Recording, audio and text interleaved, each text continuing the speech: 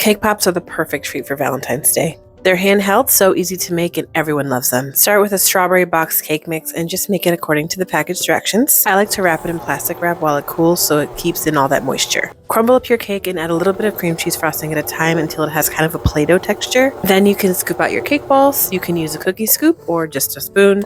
And you just want to form them into evenly sized balls. Now, this is the only part that can be tricky, and it's melting the chocolate.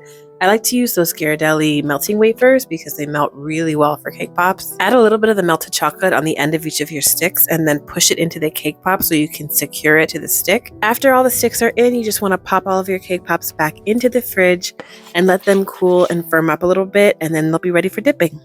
Be sure to let the chocolate all drip off before you set the cake pops in any kind of holder. And then add your sprinkles. Just move a little quickly so that your chocolate doesn't harden before you can add them. And that's pretty much it. Easy, right? You can also make these with a chocolate cake mix, vanilla, or red velvet, whatever you like, really.